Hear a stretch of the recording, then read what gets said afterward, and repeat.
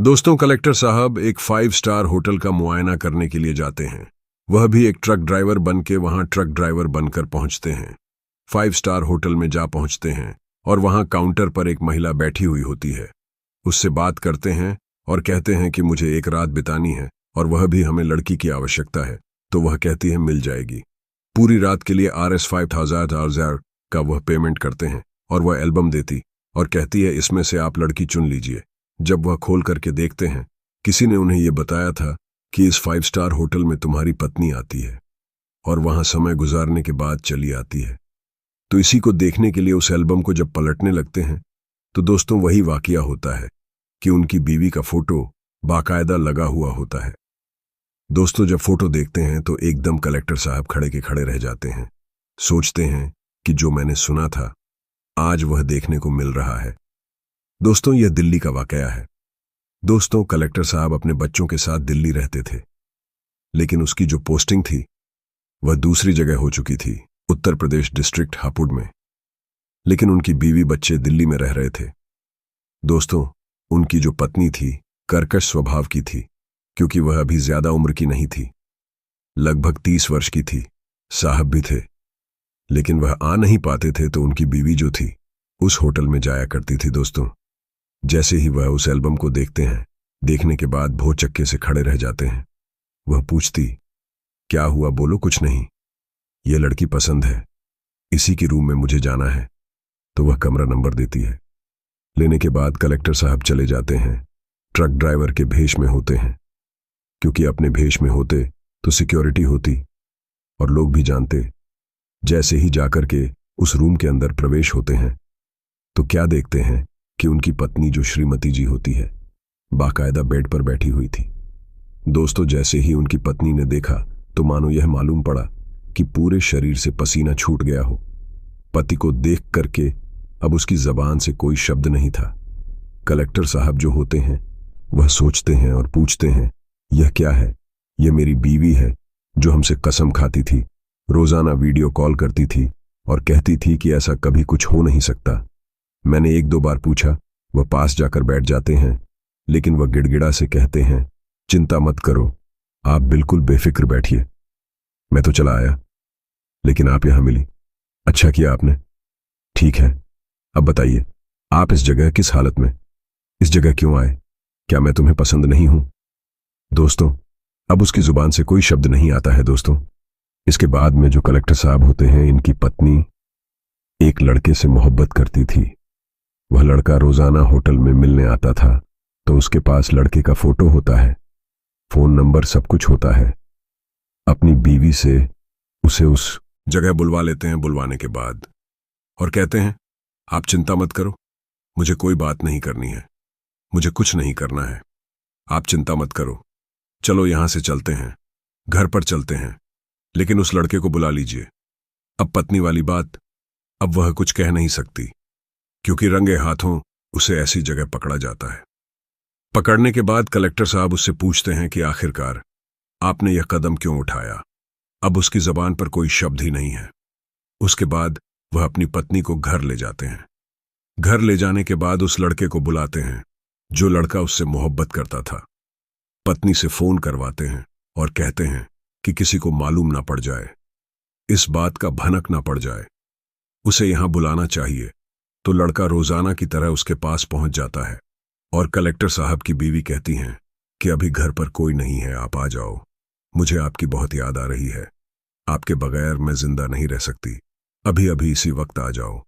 मुझे अच्छा नहीं लगता है दोस्तों जब वह मीठी मीठी बातें करती हैं, लेकिन वह लड़का कहता है कि अभी तो मैं गाजियाबाद हूं, समय लग जाएगा।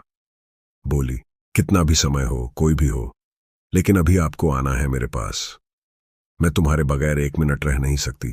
मौका बढ़िया है, सुहाना समय है। दोस्तों, कहते हैं कि जब किसी का किसी से टांका लग जाता है तो उसे न दिन में चैन पड़ देता है, न रात को नींद आती है, उसकी तस्वीर उसकी आंखों में बसी रहती है। वही वाकया होता है। दोस्तों, उन्हें यह नहीं मालूम था कि कलेक्टर साहब घर पर मौजूद हो चुके हैं और उनकी पत्नी से वही फोन करवा रहे हैं। इसके बाद में दोस्तों वह लड़का रोजाना की तरह भागता हुआ गाड़ी से पहुंच जाता है। गेट जब खुलता है, गेट खुलने के बाद और जैसे ही वह अंदर प्रवेश होते हैं तो अपनी प्रेमिका को और कलेक्टर साहब को देख करके उनके होश उड़ जाते हैं और भौचक्के से खड़े रह जाता है। कलेक्टर साहब कहते हैं, आइए श्रीमान जी, आपका स्वागत है। आप डरो नहीं, इधर आइए, अंदर आइए, बुलाते हैं। चाय नाश्ता करवाया जाता है और अपनी पत्नी से कहा जाता है कि हमें तुम्हारी खुशी में ही खुशी है। तुम जैसे खुश रहना चाहती हो उसी खुशी के लिए हम आज वह काम कर रहे हैं, हमें कोई दिक्कत नहीं है। उसी समय उस लड़के से कहते हैं कि तुम्हें हमारी यह पत्नी पसंद है, कोई दिक्कत नहीं है। उसी समय और लोगों को बुलाया जाता है। बुलाने के बाद वकील साहब को बुलाया जाता है। कोर्ट मैरिज के कागज बनवाए जाते हैं और बाकायदा कलेक्टर साहब खड़े होकर के दोनों को एक एक माला पकड़ते हैं। और भी लोग होते हैं और उनका लिखा पढ़ी से पूरा ही कोर्ट मैरिज करके एक दूसरे का विवाह कर देते हैं।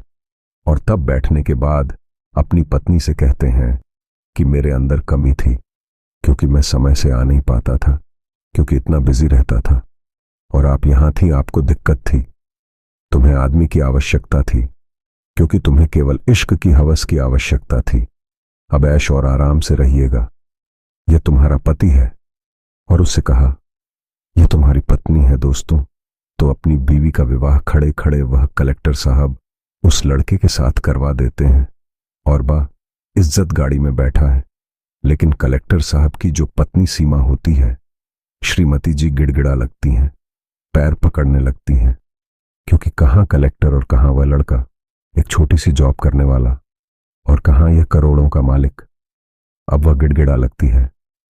लेकिन कलेक्टर साहब मुस्कुराते हुए कहते हैं कि अच्छा है, क्योंकि मेरे अंदर कमी थी, मेरे अंदर खोट थी, इसलिए तुमने इसे चुना, तो आप इसके साथ खुश हैं, तो आप रहिए।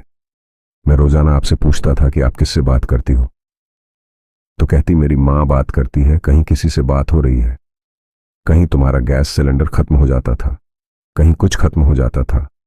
रोजाना बहाने बनाती थी, लेकिन आज बहाने नहीं चल सकते हैं। दोस्तों, ये बात सुनकर के दोनों को हंसी खुशी से वो विदा कर देते हैं और उससे सदा सदा के लिए छुटकारा मिल जाता है, क्योंकि ऐसी स्त्री को त्याग देना ही उचित होता है। दोस्तों, इसके बाद में कलेक्टर साहब जो होते हैं और वहां से अपनी ड्यूटी पर चले आते हैं। इसके बाद एक बहुत अच्छी, सुंदर, नेक और सुशील लड़की से वह विवाह करते हैं और उसे अपनी पत्नी के रूप में स्वीकार करते हैं। और वह लड़की, जिसका नाम राधा होता है, कलेक्टर साहब पैसे से ताल्लुक नहीं रखते, केवल एक गरीब और नेक लड़की से ही रिश्ता करते हैं और अपना पुनः विवाह कर लेते हैं। दोस्तों, और उसे अपने साथ रखते हैं, अपना दूसरी जगह ट्रांसफर कर ले जाते हैं। नजदीक ही अमरोहा होता है, वहां से रोजाना अप डाउन करते हैं और अपनी नई बीवी के साथ जिंदगी सुकून से गुजारते हैं। उनकी जो बीवी होती है, राधा पति का बड़ा आदर करती है और पति पत्नी दोनों बड़े प्यार से रहने लगते हैं। कहते हैं कि अगर स्त्री का पैर निकल जाता है तो उसे कोई संभाल नहीं पाता, चाहे उसे कुछ भी करना चाहिए। उसकी लत गलत हो जाती है तो गलत गत ही हो जाती है। कलेक्टर साहब की बीवी ने जो गलत काम किया, उस लड़के से संपर्क किया, उस लड़के से मोहब्बत की, उसका परिणाम, उसका नतीजा उसे भोगने को मिला और एसपी साहब ने उसे बिल्कुल ही त्याग दिया। इस कहानी को सुनाकर किसी को परेशान करना नहीं है, किसी का दिल दुखाना नहीं है, केवल आप लोगों को जागरूक और सचेत करने का मेरा उद्देश्य है। क्योंकि आजकल ऐसे क्राइम और काम हो रहे हैं, क्योंकि बड़े बड़े घरों में ही अक्सर ऐसा होता है कि कोई अपने ड्राइवर से सेठ है, तो कोई घर के नौकर से सेठ है, कोई किसी के साथ सेठ है, कोई 5 स्टार होटल में जाती है, ना तो पति की मर्यादा है, ना ही किसी की मर्यादा है। दोस्तों, इस कहानी को सुनने के बाद, इस सच्ची घटना को सुनने के बाद आप लोग क्या कहना चाहेंगे? अपनी राय हमें कमेंट बॉक्स में जरूर बताइएगा। फिलहाल आज के इस वीडियो में इतना ही। वीडियो पसंद आए तो वीडियो को लाइक और चैनल को सब्सक्राइब जरूर करिएगा। आप सभी लोगों का बहुत बहुत धन्यवाद।